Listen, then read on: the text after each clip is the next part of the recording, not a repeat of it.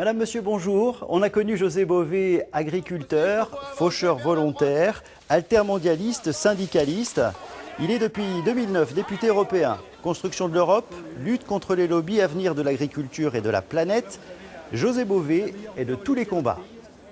José Bové est aujourd'hui l'invité de La Voix est libre.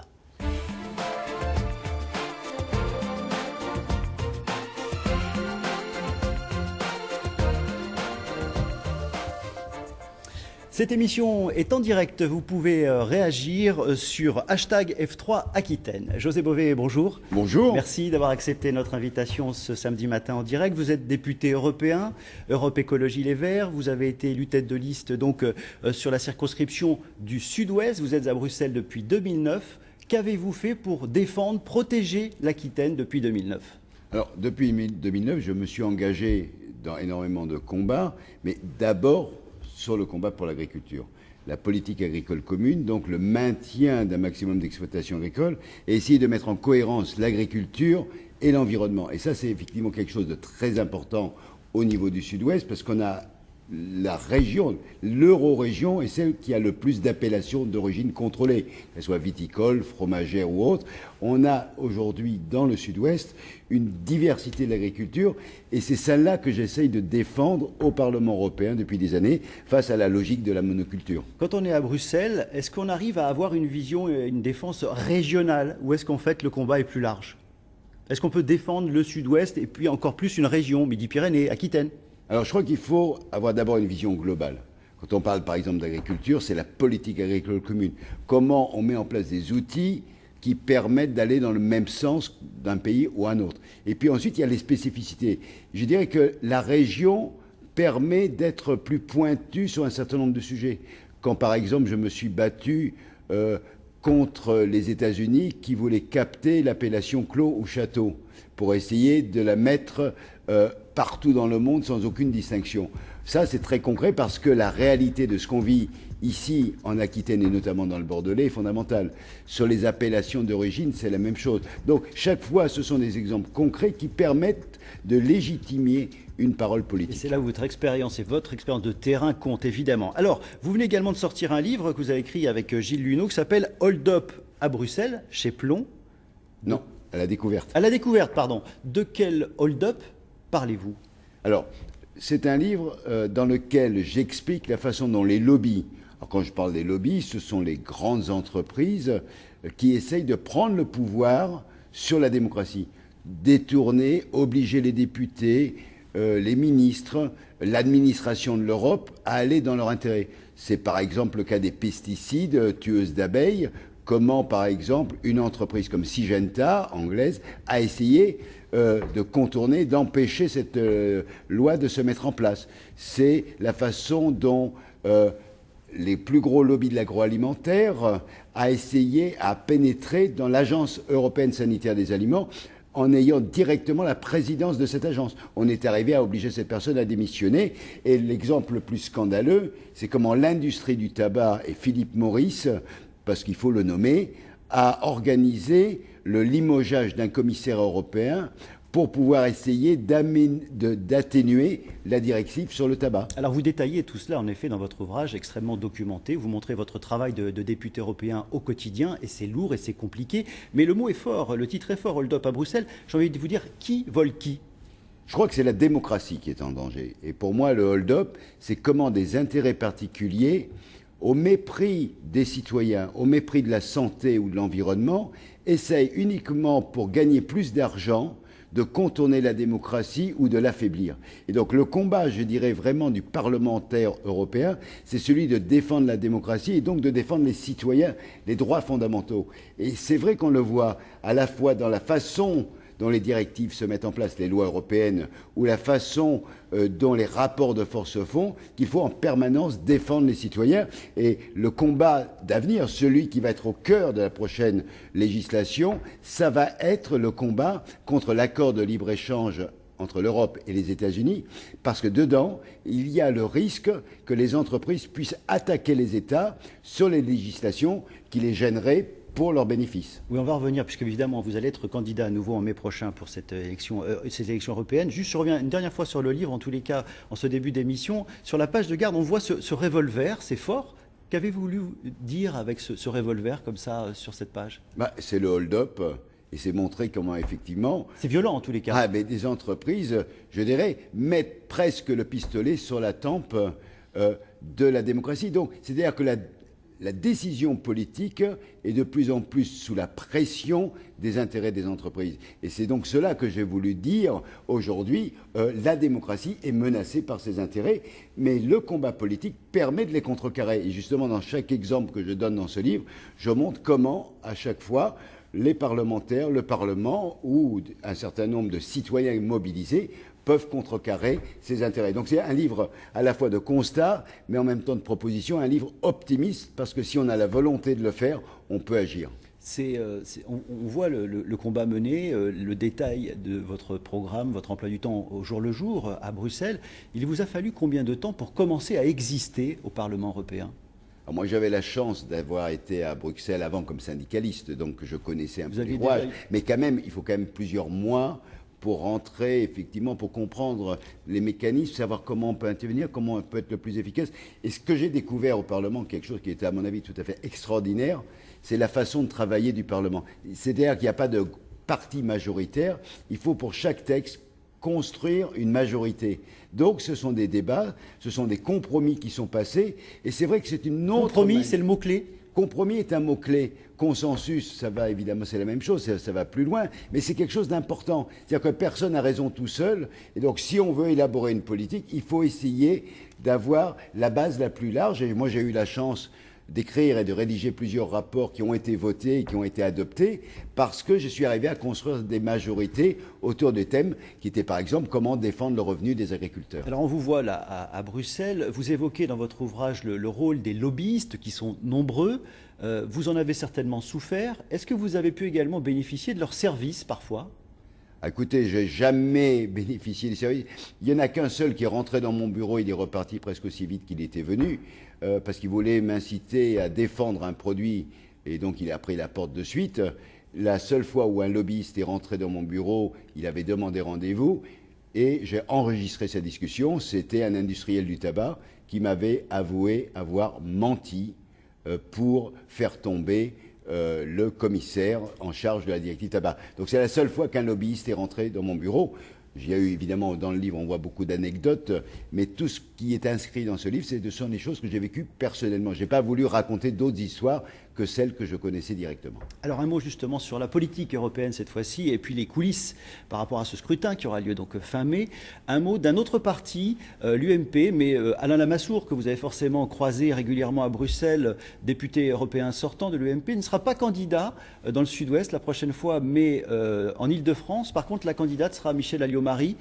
Ça vous inspire quelle réaction, cette situation? Pour moi, c'est un grand gâchis, parce que Alain Lamassoure, avec qui j'ai travaillé pendant 5 ans, qui est reconnu au Parlement européen pour tout le travail qu'il a fait. Alors on a des désaccords, évidemment, mais ça c'est normal dans une enceinte politique, mais Alain Lamassoure est légitime. Or, il a été victime, et ce sont ses propres termes, d'une délocalisation alors qu'il devait se présenter dans le Sud-Ouest. C'est sa région légitime. Il est aujourd'hui à Paris. Et ça, c'est la cuisine interne. Victime de quoi? Victime de qui? Victime d'une décision politique qui a été prise au niveau de la direction de l'UMP, où il faut faire plaisir aux uns et aux autres. Au lieu de présenter des têtes de liste et des candidats dont on sait que la principale préoccupation, c'est la construction de l'Europe, eh bien, on place les amis des uns ou des autres. Je pense que c'est dommage. Ce que vous voulez dire là, sur ce cas précis, c'est que Michèle Alliot-Marie n'est pas légitime sur cette candidature dans le Sud-Ouest? Tout le monde est légitime pour parler de l'Europe, ce n'est pas la question. Simplement, je ne me rappelle pas que Mme Alliot-Marie ait fait de l'Europe son combat prioritaire et qu'en même temps, elle ait manifesté ces dernières années un intérêt particulier pour l'Europe. Donc pourquoi est-ce que M. Alain Lamassoure, qui lui a cette légitimité, n'est pas resté? Mais on peut dire la même chose au Parti socialiste, où pour des raisons d'alliance et d'appareil, c'est une candidate des radicaux de gauche qui a été choisie, à tel point qu'aucun aucune fédération du Parti socialiste n'a voté pour ratifier les listes. Je trouve ça dommage et ça donne une mauvaise image de la politique qui peut amener les gens à s'abstenir. Donc moi je leur dis, mobilisez-vous, c'est l'Europe qui est aujourd'hui en question. Alors on parle des différents partis et certains sondages laissent penser que le Front National, l'extrême droite en tous les cas, pourrait faire une percée au Parlement européen en mai prochain. Quel est votre ressenti, vous qui êtes sur le terrain, vous qui êtes sur place? Alors, l'extrême droite au niveau européen, parce qu'il y a des nationalistes, des gens qui veulent se replier dans leurs frontières dans plusieurs pays, en même temps, ils sont incapables de se rassembler puisque chacun veut être chacun dans son coin. Donc ils ne peuvent pas peser dans le Parlement européen. Donc aujourd'hui, y compris ceux qui sont dans le désespoir, qui ne voient pas d'avenir, je dirais que se réfugier dans ce type de vote ne permet pas de construire quoi que ce soit au niveau européen. Et donc ce dont on a besoin aujourd'hui au niveau européen, c'est de renforcer au contraire la démocratie, la citoyenneté européenne. Et puis, c'est vrai, l'Europe ne va pas dans le bon sens. C'est pour ça qu'il faut repolitiser la Commission et aller très clairement dans la lutte. Je prends juste 2 exemples. Le fait qu'aujourd'hui on ait du dumping fiscal entre les pays, et donc certaines entreprises vont dans tel pays ou tel autre, est quelque chose de complètement inacceptable, donc il faut harmoniser. Et pareil au niveau social, on ne peut pas accepter aujourd'hui qu'il y ait des très grandes différences d'un pays à un autre, donc il faut harmoniser. Et ça veut dire qu'il faut travailler pour renforcer l'Europe. C'est en renforçant l'Europe, en organisant sa souveraineté, qu'on sera capable de renforcer aussi les souverainetés nationales. Est-ce que selon vous, il y a un risque que les électeurs tournent le dos à l'Europe, se désintéressent de l'Europe? Alors, moi, j'essaye de regarder concrètement ce qui se passe. 80% aujourd'hui des Français disent l'Europe est notre avenir. Et en même temps, pareil, on voit bien que pour l'euro. Ces dernières années, sur 20 ans, le taux d'abstention n'a cessé de progresser. C'est le problème, c'est que je crois qu'il y a aujourd'hui, les gens ne comprennent pas ce qui se passe au niveau européen, parce que personne ne leur parle de leur vie quotidienne. Or, l'Europe a pour fonction d'abord de protéger les citoyens. Quand on a interdit le bœuf aux hormones, quand on a interdit les OGM, c'est au niveau européen qu'on a pu gagner ces combats. Si on veut gagner demain contre le dumping fiscal et le dumping social, ça sera au niveau européen. Si chaque pays est chacun dans son coin, ça va être la guerre permanente. Et ça, je crois que c'est dommage. Et la question de l'agriculture dont on parlait au départ, le point central de la paix en Europe, ça a été la construction de la politique agricole commune. Alors on va y revenir sur la politique agricole commune dans quelques instants. Pour tourner cette page donc, de l'Europe, enfin en tous les cas y revenir sur ce point-là, dans votre ouvrage vous n'êtes pas tendre non plus avec José Manuel Barroso, le président de la Commission. Vous estimez que ça n'a pas été un président à la hauteur? Je crois qu'on a perdu 10 ans dans la construction européenne et même qu'on a régressé dans la mesure que sous Barroso, ça a été le libre-échange qui a été mis en avant. On le voit avec l'accord donc de libre-échange prévu avec les États-Unis. C'est effectivement un véritable problème. M. Barroso n'a eu aucune volonté politique de faire avancer l'Europe. Et le drame, c'est qu'en fait, comme il était choisi par les chefs d'État et de gouvernement, eh bien, c'est le moins 10 ans qu'il a emporté. C'est pour ça qu'il a été désigné. Et c'est ce qui fait que le Parlement européen a pris cette affaire très au sérieux et que, lié à l'élection du Parlement, donc le 25 mai, on va en même temps désigner la personnalité pour présider la Commission européenne. Et chaque parti européen va désigner son ou sa candidate. Et d'ailleurs, vous serez donc le candidat, enfin, en duo en tous les cas, pour le Parti des Verts, hein, on est bien d'accord? Voilà, donc la droite centriste, le PPE, les sociodémocrates, la gauche de la gauche, les Verts, les libéraux, ont chacun présenté leur candidat. Et donc on va débattre ensemble et le Parlement va ensuite essayer de construire une majorité pour proposer aux chefs d'État et de gouvernement un nom pour présider la Commission. Donc on repolitise, on donne à l'exécutif européen une cohérence politique. Alors, vous avez engagé un combat contre les OGM, on le sait, depuis bien longtemps. On va regarder quelques images qui vont vous rappeler quelques souvenirs. C'était en 2006 à Grezé-Cavagnan, donc en Lot-et-Garonne, où avec quelques dizaines de faucheurs volontaires, vous vous étiez attaqué une parcelle de maïs transgénique d'origine Monsanto. On voit ces images qui ont frappé certainement les agriculteurs, mais au-delà également. Que reste-t-il aujourd'hui de ce combat ? Écoutez, ce combat, je pense, il a porté ses fruits. Alors certains n'étaient peut-être pas d'accord avec les méthodes, mais à partir du moment où on était dans le fait accompli, si on n'avait pas fauché, la dissémination des OGM se serait faite en France notamment. Donc depuis, on a obtenu une première loi qui a été adoptée sous la présidence de Nicolas Sarkozy, il faut le rappeler.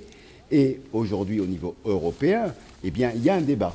Et lundi prochain, donc dans 2 jours, les ministres de l'agriculture européens vont se réunir pour débattre de la nouvelle possibilité d'évaluation des OGM qui permettra ensuite au pays d'avoir un champ plus large pour les interdire au niveau national. C'est ce qui est en train de se débattre, par exemple, en France, mais la législation européenne, aujourd'hui, n'est pas favorable à ça. Ce qui est important, c'est que pour la première fois, on a eu 19 pays qui ont voté contre un nouvel OGM, 4 qui se sont abstenus, et on a 80% des Européens qui n'en veulent pas. Donc, ce combat aujourd'hui, on peut dire qu'il est très emblématique de la réappropriation par les citoyens de leur avenir et de leur santé. Alors, en effet, c'est un combat qui est emblématique, mais on va voir que dans votre propre famille, celle des agriculteurs, tout le monde ne partage pas ce sentiment-là. On va voir également que les agriculteurs récemment, dans les Landes, eh bien, réfléchissaient à l'idée, donc avant la période des semis, de pouvoir peut-être semer des graines de maïs OGM. C'était un reportage tourné il y a quelques jours dans les Landes. Écoutez cet agriculteur.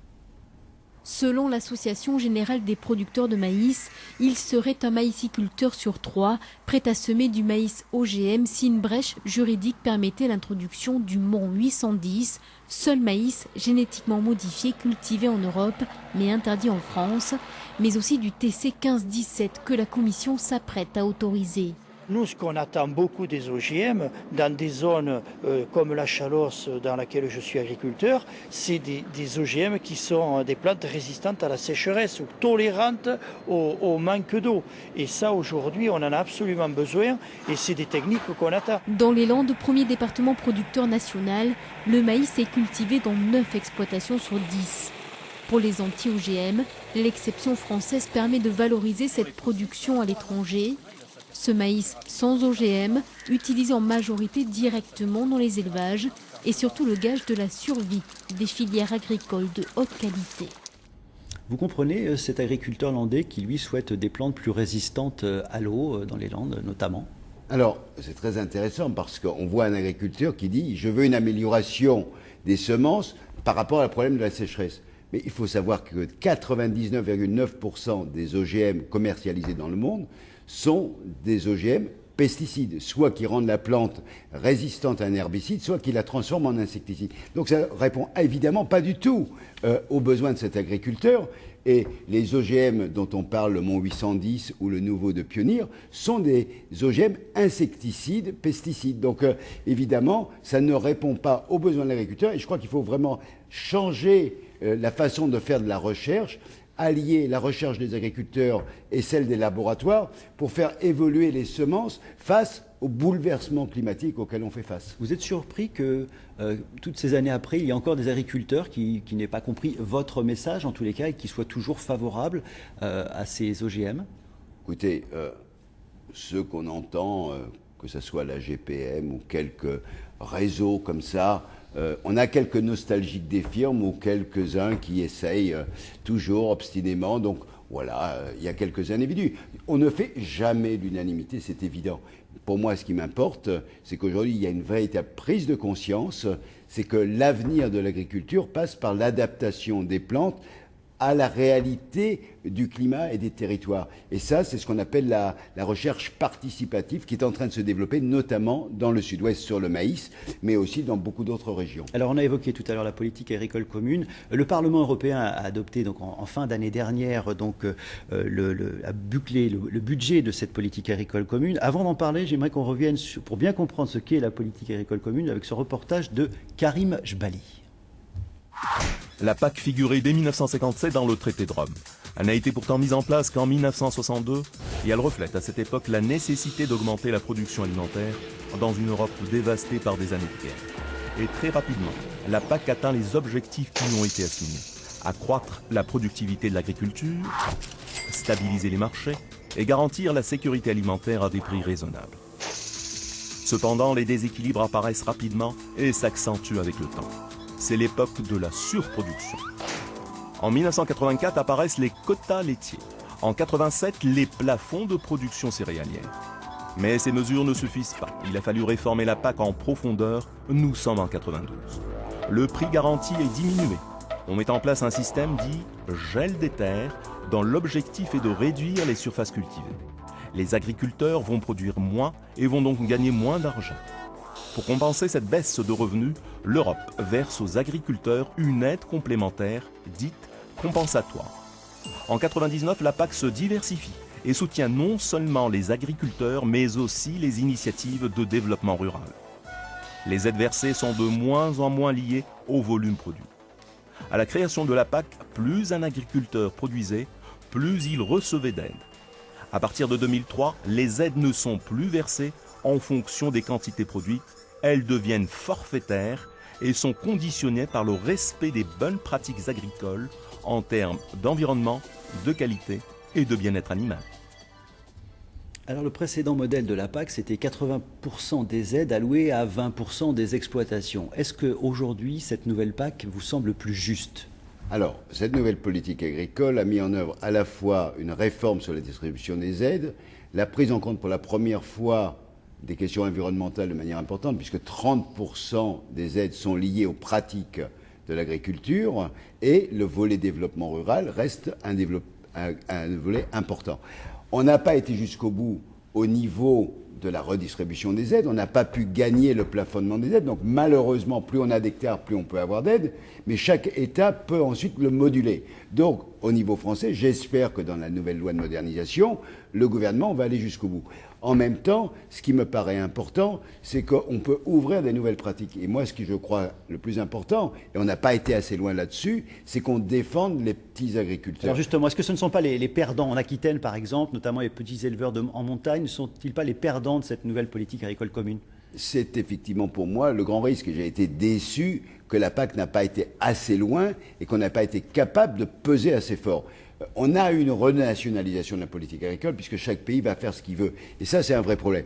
Moi, ce qui m'importe, c'est comment on maintient les petites et moyennes exploitations, notamment en montagne. Je pense par exemple aux paysans du Pays Basque, du Béarn notamment, qui aujourd'hui sont menacés. Et donc, il va falloir que le gouvernement français, mette le paquet sur le soutien à cette agriculture, parce que c'est celle qui crée de l'emploi et c'est celle qui crée aussi la diversité de la production. Alors les thèmes sont multiples ce matin, on pourrait parler d'énormément de choses, développer la PAC également, mais j'aimerais qu'on parle de l'érosion. Vous avez vu que notre région en Aquitaine, le littoral a été affecté, touché par différentes tempêtes, coups de vent, vagues, submersions. Encore ce week-end, avec des forts coefficients de marée, la situation est un peu compliquée. Ça vous surprend ces dérèglements climatiques ou ça vous paraît logique ? Je ne sais pas si c'est pas logique, au sens, voilà, il n'y a pas une logique, mais il y a, et c'est maintenant les Est-ce que l'action de l'homme entraîne ce genre de choses ? Alors, ce qui était aujourd'hui prouvé, c'est que le réchauffement climatique, l'action de l'homme, est responsable de cette situation. L'année passée a été la 6e année la plus chaude depuis l'invention de la météorologie. On sait que les bouleversements climatiques peuvent amener soit de la sécheresse, soit des tempêtes de manière plus forte dans beaucoup d'endroits du monde et pas forcément de manière cohérente. Donc on a une vraie menace. C'est pour ça qu'il faut vraiment... On est responsable de cette situation ? On est responsable de cette situation et c'est pour ça qu'il faut qu'on lutte de manière acharnée pour limiter à 2 degrés le réchauffement climatique. Donc c'est une action à la fois nationale et ça ne pourra se faire que dans un cadre européen. Donc il y a un enjeu et en même temps c'est un enjeu local. Chaque collectivité, chaque mairie, au moment des élections, doit prendre des engagements par rapport à ça. Et c'est pour ça que je salue notamment l'initiative qui avait été faite au Pays Basque avec Bici quand ils avaient fait ce grand rassemblement Alternativa pour montrer que les alternatives sont possibles sur le logement, le transport et l'énergie. Un mot de politique nationale, politique française. Que pensez-vous de l'action du gouvernement de Jean-Marc Ayrault à l'heure actuelle ? Écoutez, je dis ça parce qu'évidemment, il y a des Verts au sein du gouvernement de Jean-Marc Ayrault. Vous savez qu'on a un désaccord total sur un projet très concret qui est ce projet de Notre-Dame-des-Landes. Désaccord. Vous étiez à Nantes d'ailleurs la semaine dernière. J'étais à Nantes. On a un désaccord total. Cécile Duflot est d'ailleurs en désaccord avec ce projet. Pour autant, elle reste au gouvernement. Ça vous paraît cohérent ? Ça, c'est un désaccord qu'on avait acté avant même les débats. Je crois qu'il va y avoir un marqueur, et pour moi, et ça rejoint le débat qu'on vient d'avoir sur le réchauffement climatique. Quel va être le projet de loi sur la question de l'énergie ? Est-ce qu'on va être capable de mettre en place une véritable loi de transition énergétique qui tourne le dos aux énergies carbonées et qui aussi permet une sortie progressive du nucléaire ? Ça va être la question centrale si on veut être cohérent avec le niveau européen et si on veut être cohérent aussi avec cette volonté d'accueillir le prochain sommet du climat en 2015 en France. Donc ça, ce sont des négociations qui ont commencé, qui vont se poursuivre au printemps. Je reviens sur de la politique pure, mais Vous avez un regard sur ce qui se passe au sein d'Europe Écologie Les Verts. Évidemment, c'est votre famille. Est-ce que Cécile Duflot a toujours sa place dans ce gouvernement? Écoutez, très sincèrement, les Français, à mon avis, s'en fichent complètement. Eux, ce qu'ils veulent, ce sont des réponses concrètes. Cécile Duflot a amené des réponses sur le logement, Pascal Canfin sur les questions de développement, donc chacun, dans son domaine, a agi. Pour autant, il peut y avoir des désaccords. Et ces désaccords, au moins les écologistes, ils annoncent clairement la question. Quand il y a des désaccords, ils le disent. La question centrale, je reviens, ça va être la loi sur la transition énergétique. Et je crois que ça va être un marqueur, un curseur pour voir effectivement si cet rassemblement qui a été voulu par la majorité des Français en 2012 a continué à avoir sa place. J'espère que tout le monde va aller dans la même direction. Il nous reste une minute d'émission. Noël Mamère, évidemment, que l'on connaît bien ici, hein, député maire de Bègles, a claqué la porte d'Europe Écologie Les Verts. C'était à l'automne, au mois de septembre de l'année dernière. Vous le regrettez? Vous regrettez ce départ? Pour moi, Noël Mamère n'a jamais quitté l'écologie. Il fait partie des écologistes, de la famille des écologistes. Et c'est pour ça que tout à l'heure, après l'émission, je vais manger avec Noël et d'autres amis écologistes qui sont, eux, encore restés à Europe Écologie. Donc, la famille. Vous allez le convaincre de venir remettre de l'ordre dans cette famille Europe Écologie Les Verts? Pour moi, ce qui m'importe, et j'en suis très heureux, c'est que Noël Mamère m'a dit qu'il participerait à la campagne pour les élections européennes, qu'il nous accueillerait en Aquitaine et qu'il serait un des acteurs de la campagne pour me soutenir. Donc voilà, aujourd'hui, on est ensemble, on va déjeuner tous ensemble, des gens qui sont des écologistes indépendants, d'autres qui sont à Europe Écologie. Et pour moi, ce qui est important, c'est qu'à travers les européennes, qui est vraiment le point central, tous les écologistes soient réunis. José Bové, je vous remercie. Merci d'être venu sur notre plateau de La Voix est libre ce matin en direct. C'est la fin de cette émission. Je rappelle que vous sortez donc un livre hold-up à Bruxelles aux éditions La Découverte. Excellent après-midi. Dans quelques instants, le flash de la mi-journée. Merci.